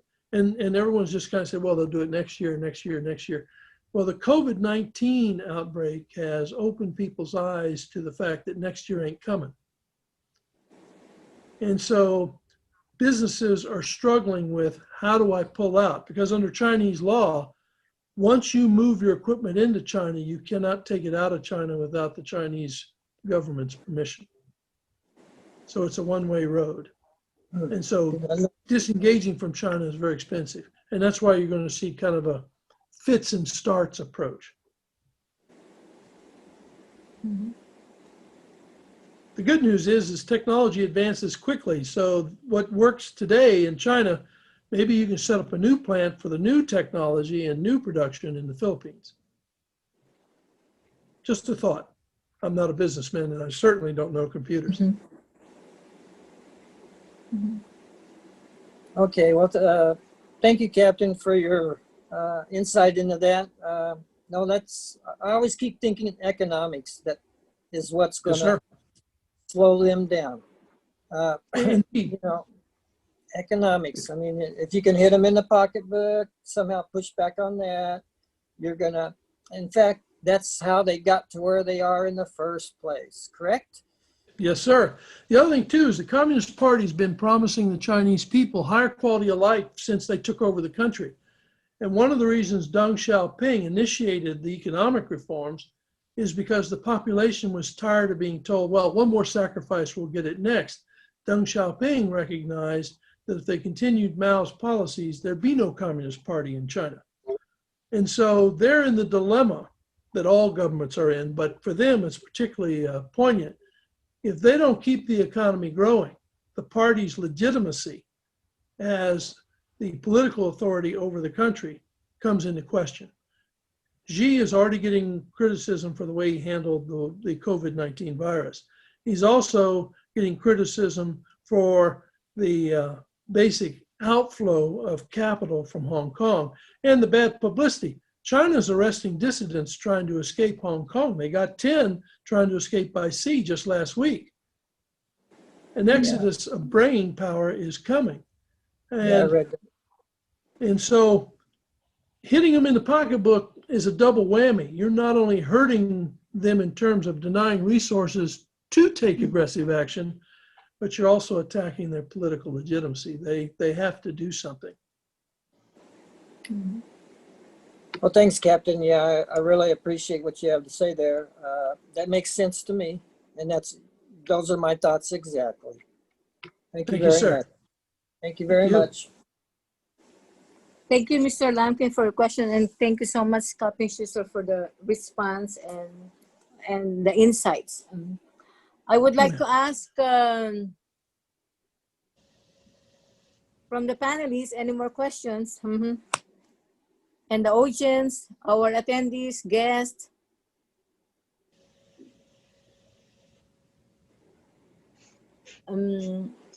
Capt. Schuster, I'm not hearing anybody asking question. I hope you don't mind. I still have another question. Sure. Did I hear somebody would like to ask a question? None? Okay. I know that this is my question, Capt. Schuster. I know China from the very beginning, way back, they've been on how they built these artificial islands. They have devastated, destroyed our ecosystems. And the ecosystems in the West Philippine Sea is one of the largest ecosystems in the world. So basically, it doesn't only affect the Philippines, but the whole world. So, and of course, our corals that it would take 100 years or more than 200 years to recover. Yes, ma'am. And also the dredging of sand. And we have seen the mountains in Zambales, they are already flattened. All right. I have seen some equipments, of course, that was forwarded to me, the dredger of China. And as a result of all these reclamation activities of China and the artificial island building and the militarization or building military bases, like for example, in the Subi Reef and of course our Mischief Reef that is already militarized, they have destroyed a lot of marine resources. Yes, ma'am. So how would the Philippines, is it possible for the Philippines to charge China for all the damages that it has done to our territories, to our seas, our marine resources, to our ecosystems, in all these reclamation activities and military bases that they have built? Like for example, the Philippines has a lot of debts to China, with all those build program of the Philippine government. I'm kind of like thinking, why are we going to pay China? And in the first place, China owes us trillions and trillions of dollars for what they have done to our territories, right?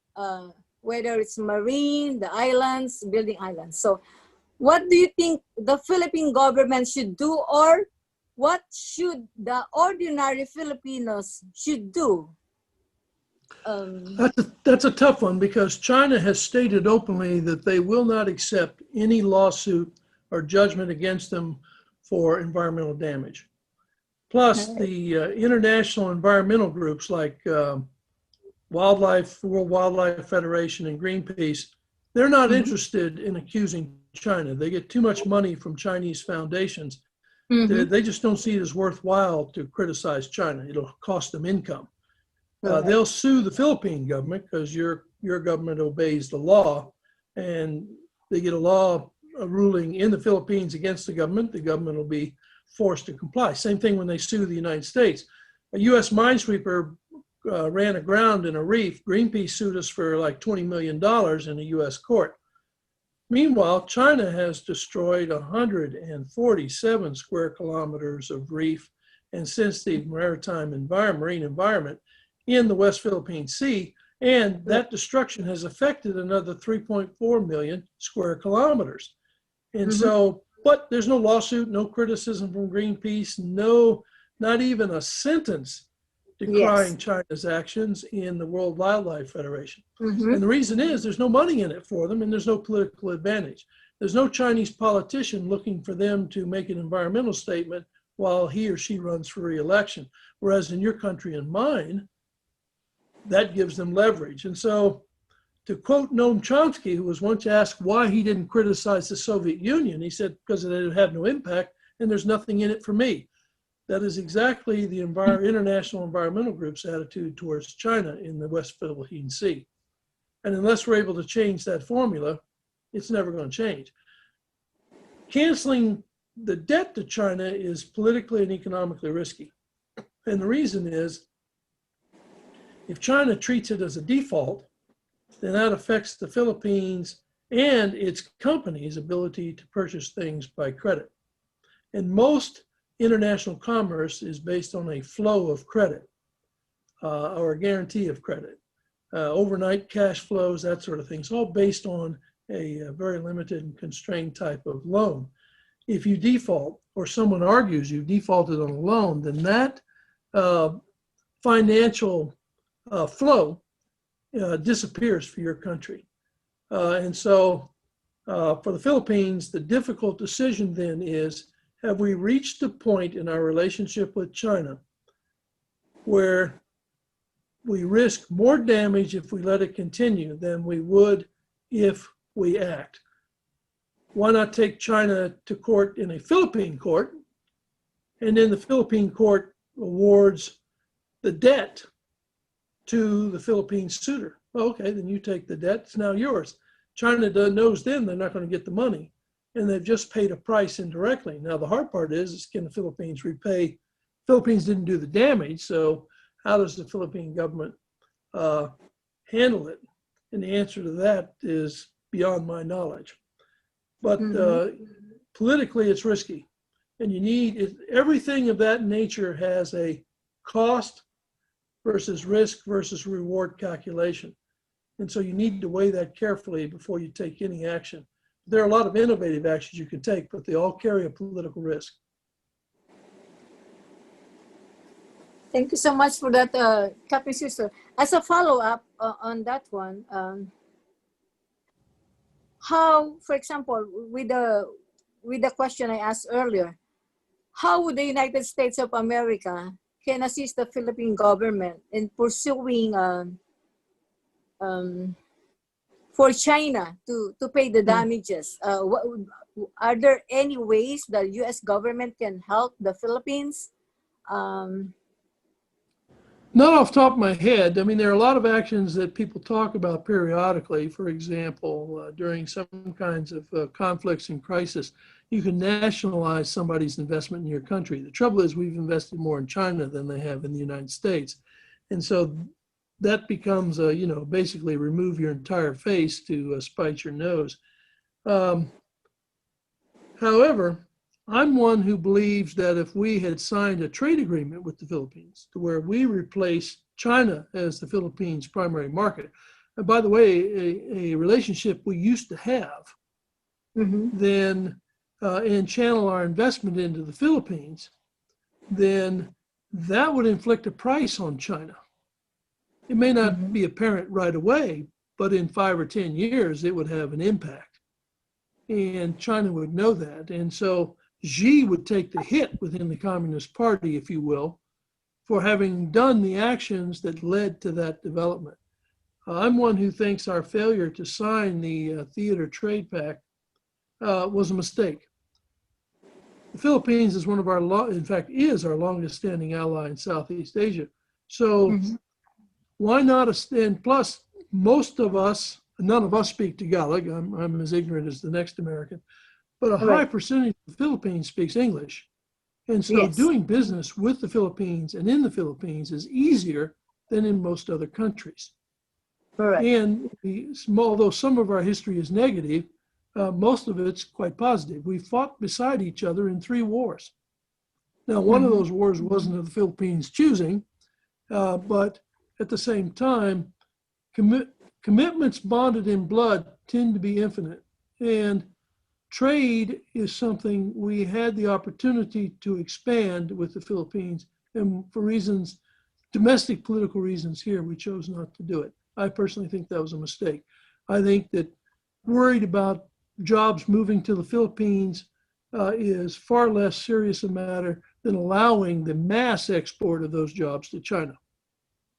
We move those jobs and production capacity to a country whose future intentions towards us were at best unknown. Had we invested that in the Philippines, a country who generally thinks of us in positive terms and certainly reacts to us in positive terms, keep in mind that Duterte may be an exception, but he's an exception based on his own personal experiences with the United States. So, and for all of his negativity, overall, he has had a bumpy maybe, but predominantly positive relationship with the United States. In many ways, he's kind of like a Tagalog-speaking Trump. Mm-hmm. All right. Thank you so Very much similar for names that. too. Yeah.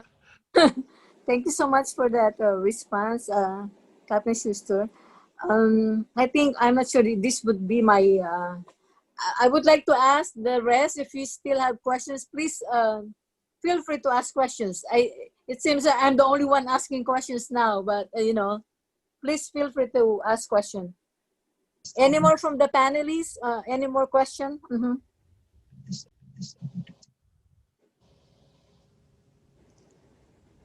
Hopefully I answered their questions satisfactorily. Oh, sorry. There is a question. Is someone asking question, please? Captain Tagal. Okay, Captain Tagal. All right. Okay. Captain Tagal, you have a, please. Go ahead, please. Mm-hmm. Captain, what do you think of the strategy of China of not going to war, but the strategy, I don't know if this is Lao Tzu or Confucius, because of their extra money, they won't go to war, but they'll buy properties in the United States and elsewhere. That's what they're doing right now. They're buying into everything. They don't have to go to war. By going there, if you can't win them, join them. That's their strategy. What do you think? Oh, no, I'm with you 100%. The Chinese believe that capitalist loyalty can be bought and that financial leverage dominates. And so if you look at the last 30 years, they have encouraged a great deal of American investment, and they have facilitated that investment by America's political elites. Many of our leading politicians have family connections to business in China. Many of our leading political leaders made their fortune through investments in business in China.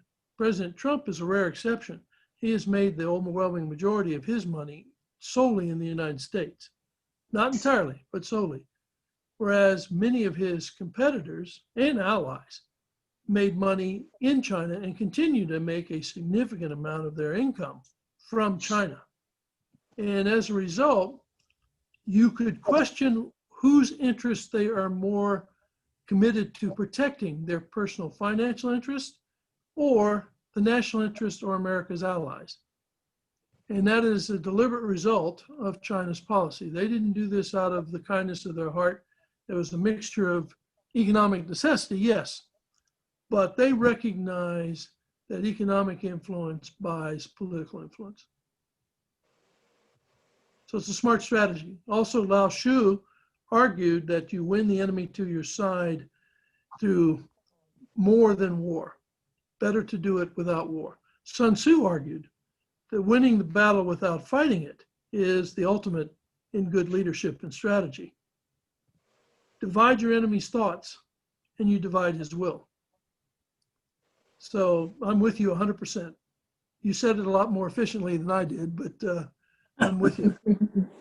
Thank you very much, Captain. Sure, thank you. Thank you so much, Captain Tagal and Captain Schuster. Any more questions from the panelists and our guests and the attendees? This is really a very interesting topic, you know, and we're so lucky to have Captain Schuster here, and she's very knowledgeable about all these issues, whether environmental, military, and economic, yes. He knows a lot of this stuff. Any more questions, please? Yes. I have one question for Captain Carr. Okay, Captain. May I know, Edgar, yeah. is this Captain Alcantara? No, Diamante. Diamante. Oh, Captain Diamante. Okay, go ahead, sir. Yeah, there are instances that the Philippine government wanted to improve its military capabilities. And sometimes the United States put so much obstacles to procure this military hardware. Why is that? True. There's so much red tape.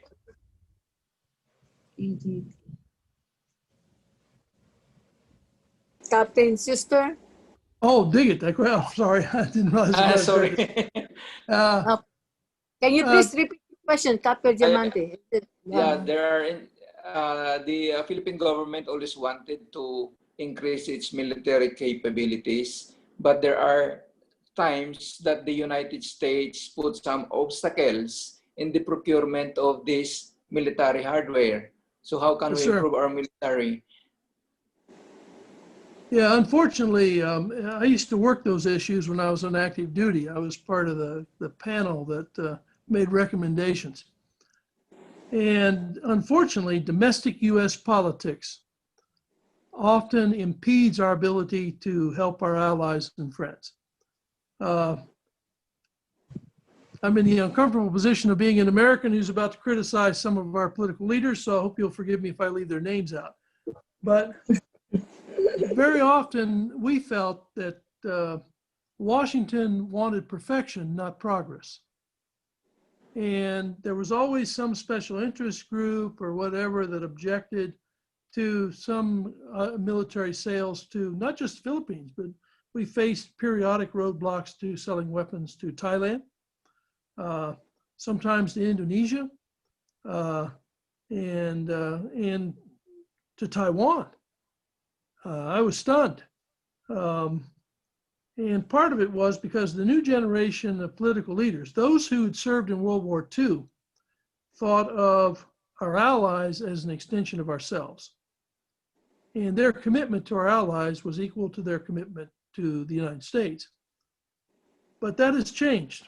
Since about 1988 or 89, a growing percentage, the new generation, does not consist of people with a military background. They come from political activist backgrounds or from wealthy families, and they aren't going to inherit the business, so they go into politics to protect the family business interest. And their commitment to our allies is based on their political needs of the moment. And some of the obstacles that were put in place in the Philippines didn't make sense to some of us, but we're not the deciding factor. We made recommendations and what happened to happen. I think the Philippines lives in a duff neighborhood. I think it's very easy to criticize the way the government has gone after their drug problem. If I were completely free, if you will, I would raise the question, well, if the method you want is so perfect, why do you still have a drug problem? That's what I would say to the United States. But we weren't able to say that when I was on active duty, and I wouldn't last long if I said that as a college professor today. Yeah. But point is, domestic politics interferes or strongly influences, perhaps is a more balanced way to present it, in what we do with our allies and partners. I personally think you need top-of-the-line aircraft. I personally think you need top-of-the-line air defense systems. And I personally think you need Harpoon missiles, and I would love to work with the Japanese to help you get submarines. But that's a tightrope that those who currently are in government have to walk. And I know that if President Trump was able to, current administration was able to act more closely with the Philippines, they would do so. I just wish I had a perfect answer for you, but the domestic politics of the United States is becoming more divisive, more passionate, and more difficult to predict, particularly on that particular type of issue. Thank you, Captain Carr. Thank you. I wish I had a better answer for you. Thank you, to Captain Diamante and Captain Schuster. Any more questions from the floor, from the panelists, guests, attendees?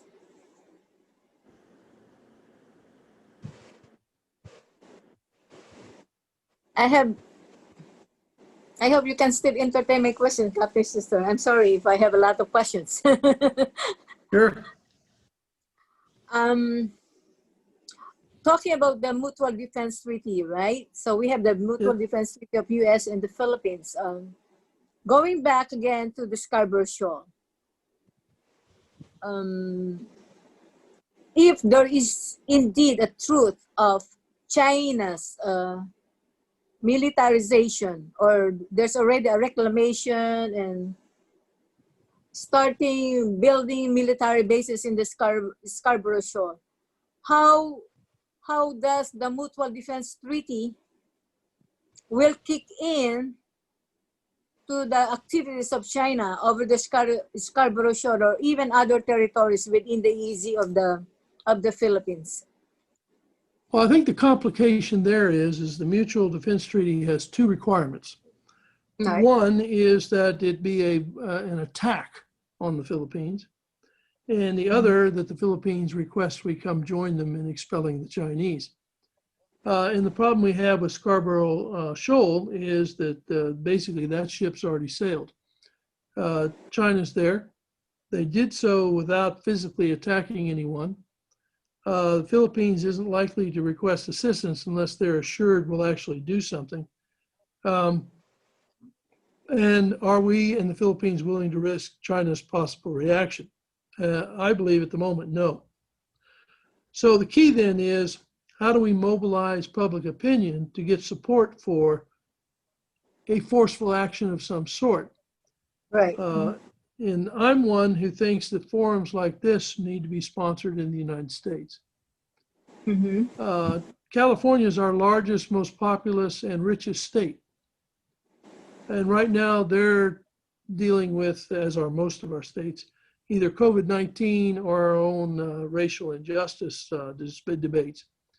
Right. But what if a discussion of what China has done, and some of what we've heard here would be very convincing. For example, Americans distrust political corruption. So Chinese investments owning businesses that are run by political families, run by spouses of senior politicians, showing that strategy and saying, look, here's what that's done to an ally, and therefore what it's done to our credibility. All the benefits we enjoy as Americans are largely based on the fact that we are a global power with allies all over the world. When we start abandoning them, when we start allowing somebody to do what we call the camel's nose in the tent, to shoving them out of their tent, then a day will come where they'll touch us and we won't have the allies and friends to help us push them back. And so the education needs to take place. And it needs to be fairly widespread. I'm one who thinks that Philippine speakers in American universities would get a warm reception, certainly a warmer one than I would get. And I think that the people are in the mood to hear about China's misbehavior. What's been happening to the Uyghurs has damaged China's reputation. We had American politicians as late as 3 months ago arguing that China's courts were more fair than America's. Well, if that were true, why are 1 million Uyghurs sitting in concentration camps without ever having been charged with crime? Yes, absolutely, yes. And so pointing out what's been hidden from view is critical to waking people up. And therefore, a good PR campaign, let's do to our own public what the Chinese are doing to them. The Chinese have been pounding the world with their point of view. Their very dishonest, but very sophisticated presentation of their fake news. As a result, they've gained credibility and momentum. The key is to expose the holes, hit hard, hit well. You you can't be shrill, but an attractive, hard-hitting message delivers an impact. And if people are truly concerned with human rights, truly concerned with equal treatment of people, and truly opposed to genocide, then Right. China's actions against the Uyghurs and many others within its borders suddenly becomes eye-popping, and that leads to action. Build on the distrust that they've earned, if you will, from COVID-19 and their handling of it. So, in other words, military action, we all tend to think of military actions because that's the most visible, it's the most exciting, we make movies of it, da-da-da-da. Plus, it's a natural human thing. You want to punch back. But maybe punching smarter in different and innovative ways that get at their pocketbook, like we've been discussing tonight. Right. You convince large groups of people, large segments of population, that China's behavior domestically is unacceptable, cruel, and inhumane. And oh, by the way, they're doing something very similar to the environment in the South China Sea, as well as within their own country. And also, they're bullying us as bad as they are their own population, maybe worse. Right. For example, I make an issue of all the Vietnamese fishermen the Chinese have drowned over the last 5 years. I don't know the numbers, but I guarantee you it's more than 100. That's true. And Well, that's a thank war you. crime, even if it's not done during a war. I know. Well, that's a great answers and some kind of suggestions. And with what you have mentioned, I think that gives the National Youth Movement for the West Philippine Sea on some planning strategies in the future in creating awareness of what China has been doing. That would be a great activity for the National Youth Movement in the near future. You gave us some idea already, Captain Schuster. Thank you so much for that. Anyway, I know it's kind of like late in Hawaii now. It's 1 o'clock over there. Thank you so much for, there are no more questions. I think we would like to do some acknowledgement, of course. I would like to extend on behalf of the National Youth Movement for the West Philippine Sea our sincerest appreciation and heartfelt gratitude to you, Captain Schuster, for being our guest speaker, for giving us all the information, facts, and experiences and realities, what's really happening in the West Philippine Sea, and some future activities that China might be doing in the West Philippine Sea and the rest of the South China Sea. Thank you so much for that, Captain Schuster. Let's give Captain Schuster a hand of applause. Thank you very much, Captain. Thank you very much. Thank you. Captain Thank you. Captain. Thank very you. much. It's Thank my you so pleasure, much. and I felt honored to be included. Nice Thank to you hear. Yes, and in addition to that, of course, we would like to extend our gratitude and thanks to the following: our Reverend Monsignor Jerry Bitoon. Thank you so much, Monsignor Bitoon. Of course, to Attorney Lloyda Nicholas Lewis of New York City. Our panelists, Dr. Giao Wang, Attorney Viet Huang of Vietnam, Captain Caruso Tagal, Captain Edgar Alcantara, Captain Edgar Diamante. Of course, our Master of Ceremony, I would like to excuse in behalf of him because there was a blackout in Kalayaan, Palawan. Okay, so we understand why he's not here. He's the spokesperson for the National Youth Movement. Of course, our very own Professor Pablo Española, who is our host for the Zoom now, our National Youth Movement webmaster. Thank you so much, Professor Pablo Española. Mr. Ken Callowwood is our Public Relations Officer and, of course, Correspondence Officer, who's based in Tampa, Florida. He's also the National Youth Movement Florida State Chair. And Dr. Christian Joseph Tagal, MD, is a National Youth Movement for the West Philippine Sea Medical Mission Chairperson. Ms. Eleanor Balyaran, our National Youth Movement South Korea Chairperson. Mr. Mark Payaran, our Social Media Director. Ms. Norm Silvestre, our Global Secretariat. Engineer Charito Del Carmen, the National Youth Movement for the West Philippine Sea, Japan Country Chair. And of course, our ambassador guest, Ambassador Jean Kalonghe of Iraq. He's the charge of the affairs of the Philippine Embassy there. And I know we have some Ambassador Bayani Mangibin. And other guests, I would like to thank the media, Mr. Salvi Dandan, the editor of the Marianas Variety in Saipan, Mr. J.D. Valihera, the editor of the Saipan Tribune and Saipan Tribune, Ms. Francis Manosing of the Inquirer, of course, the Inquirer newspaper, Mr. Brian McCallan, the executive producer of the ABS-CBN News Center, the ANC, Mr. Francis Falvey of ABS-CBN, Don Tagal of TFC ABS-CBN, and the rest of the media from the ABS-CBN. Of course, I would like to thank the sponsor, Mr. Ronald Lumpkin, for sponsoring this Zoom, how do you call that? Zoom forum. Our National Youth Movement for the West Philippine Sea members, officers, consultants, legal counsel, advisors, followers, supporters, and to everyone who has contributed, assisted, and collaborated with the National Youth Movement for the success of this forum. In closing, I would like to mention this.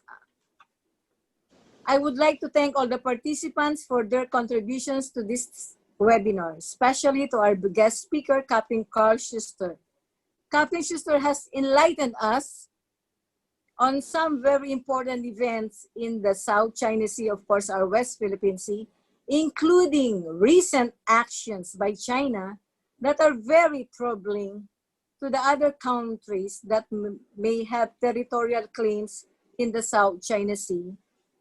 US and China relations have been deteriorating rather quickly over the past year, and it appears that tensions are escalating. As things develop in the South China Sea, we will have more webinars in the future. Thank you once again, and please stay healthy and safe during this global pandemic. God bless everyone. Maraming salamat po. Aloha, mahalo, Captain Schuster. Thank you so much. you. And to all, this is a very Thank productive, successful forum. Thank you. Thank you so much. Mahalo. Thank you. Mahalo, Captain